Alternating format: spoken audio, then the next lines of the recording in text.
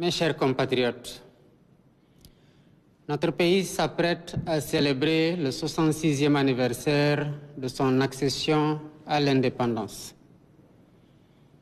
Ce rendez-vous du 4 avril est plus qu'une simple commémoration.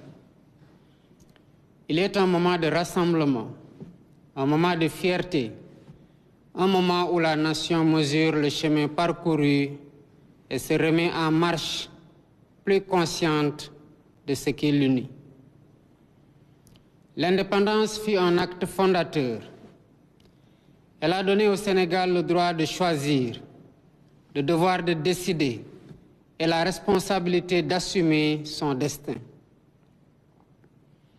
À l'heure où tant de peuples vivent l'épreuve de l'instabilité, où des conflits déchirent des régions entières et où les équilibres du monde se déplacent avec fracas, nous devons mesurer ce que nous avons de plus précieux, la République.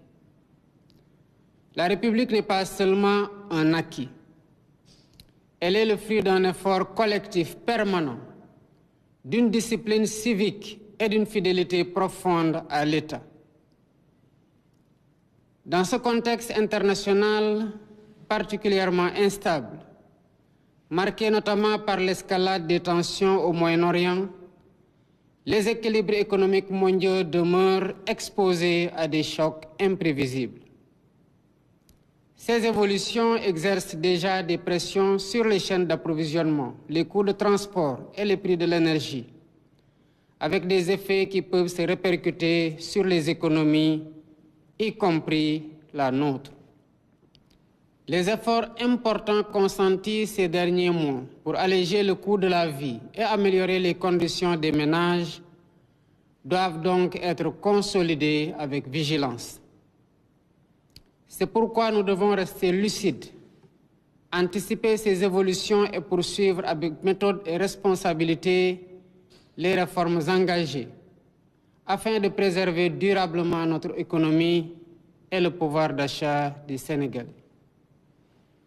Mes chers compatriotes, la stabilité que nous avons su préserver s'appuie avant tout sur l'engagement de nos forces de défense et de sécurité. Elles sont le bouclier silencieux de notre stabilité. Elles veillent sur nos frontières, sur nos villes, comme sur nos campagnes. Elles protègent nos populations et leurs biens. Elles répondent aux menaces.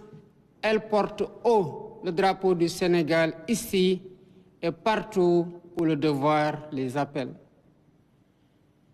La modernisation de nos forces de défense et de sécurité engagées ces dernières années a permis de renforcer leurs capacités et d'adapter leur organisation aux défis contemporains.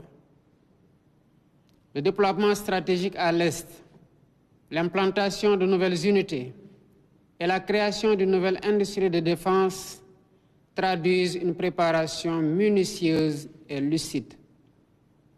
Cette année, la fête nationale dont le défilé se tiendra demain à Thiès met à l'honneur la contribution des forces de défense et de sécurité aux Jeux olympiques de la jeunesse Dakar 2026. Ce choix exprime une vision claire de l'État. En effet, nos forces de défense et de sécurité ne se tiennent pas en retrait de la nation. Elles en sont une composante vivante. À travers le concept armée-nation, elles transmettent aux jeunes les valeurs de civisme, de discipline et d'engagement. Elles démontrent ainsi que servir la patrie ne se limite pas seulement à la défense du territoire, c'est aussi construire, protéger et bâtir son avenir. Mes chers compatriotes, dans la perspective des Jeux olympiques de la jeunesse, la mobilisation des forces de défense et de sécurité est totale. La gendarmerie et la police nationale préparent un dispositif de sécurisation complet pour Dakar, Diamniadio et Saly. Des milliers de personnels appuyés par des moyens terrestres, maritimes et aériens seront engagés afin de garantir la sérénité de cet événement historique. Certes, les JOJ Dakar 2026 seront un moment de rayonnement pour le Sénégal et pour l'Afrique. Mais au-delà, ces Jeux laisseront un héritage durable en matière d'infrastructures, d'équipements, d'organisation et de compétences et de confiance collective. À 6 mois de leur ouverture, notre pays compte, en plus des forces de défense et de sécurité, sur la mobilisation de sa jeunesse, du monde des arts et de la culture, ainsi que de nos partenaires extérieurs pour relever ce défi national et ce pari continental. Outre les infrastructures de compétition en cours de finalisation, d'autres ouvrages sont en chantier dans plusieurs communes dans le cadre du programme quinquennal des infrastructures sportives de proximité ISP. Le sport contribue à l'épanouissement des populations, au renforcement de l'unité nationale et au rayonnement international de notre pays. La Coupe d'Afrique des Nations remportée par l'équipe nationale de football, sa prochaine participation à la Coupe du Monde, les nombreux trophées gagnés par les différentes disciplines individuelles ainsi que celles par équipe démontrent que le Sénégal est un pays de champions. Mes chers compatriotes, un de nos grands défis est de former une jeunesse nourrie de discipline, d'excellence, d'amour de la patrie et profondément enracinée dans nos valeurs. Les centres de formation de Tiampeng, Sébikotane et Ndouloumadji sont opérationnels. D'autres sont en cours d'achèvement à Touba, Diourbel et Linguère. 23 centres départementaux supplémentaires sont programmés afin de rapprocher les opportunités de formation des terroirs. La formation professionnelle et technique supérieure, de son côté, va connaître une impulsion inédite à travers la construction de 8 nouveaux instituts supérieurs d'enseignement professionnel d'une capacité globale de 24 000 apprenants à l'horizon 2029. Mes chers compatriotes, les récents événements douloureux survenus à l'université Cheikh Anta Diop de Dakar est marqué par le décès tragique de l'étudiant Abdoulaye Ba, paix à son âme, renseigne sur les vulnérabilités de notre système d'enseignement supérieur. L'université sénégalaise, malgré sa grande résilience démontrée à maintes reprises, doit être repensée. Face aux fragilités du système d'enseignement supérieur du fait de la massification des effectifs d'étudiants, de l'insuffisance du nombre d'enseignants, chercheurs et des infrastructures, des corrections s'imposent pour un redressement de la situation. Il est impératif de procéder à une refondation de l'enseignement supérieur.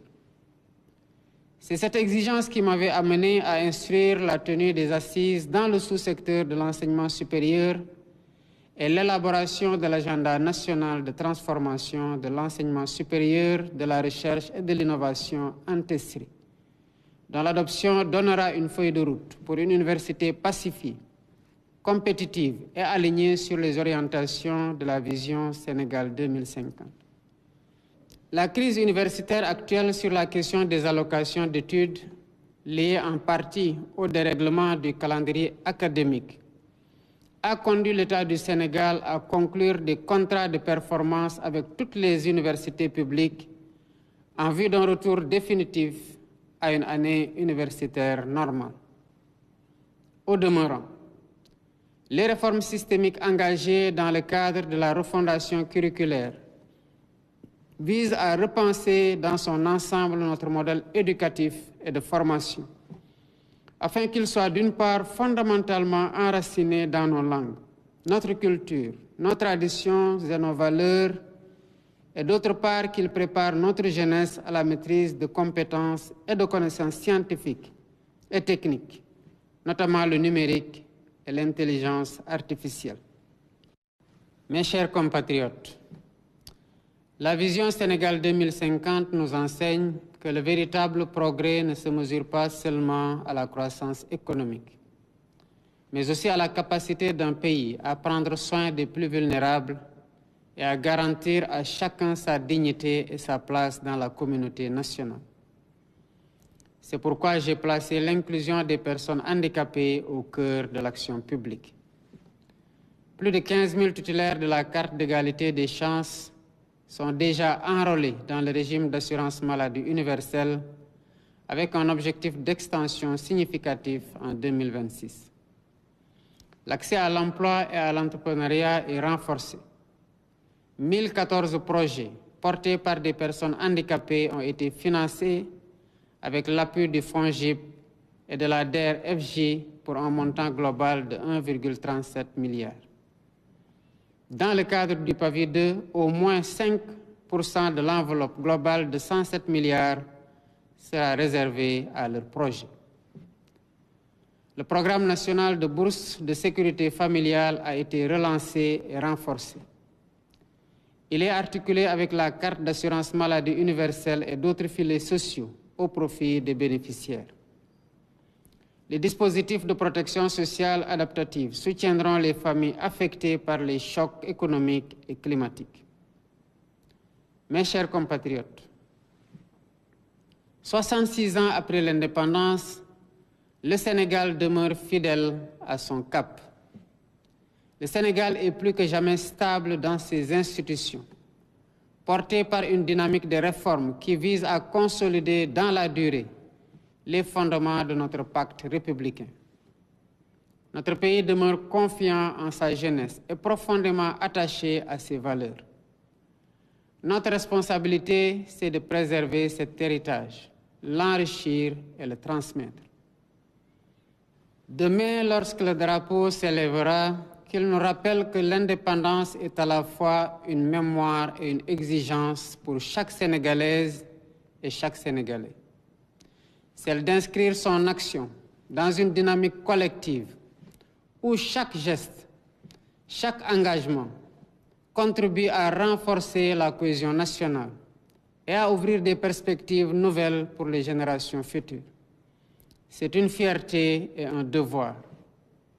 C'est ensemble, dans l'unité, le travail et la discipline républicaine que nous continuerons à écrire l'histoire du Sénégal. Vive la République, vive le Sénégal.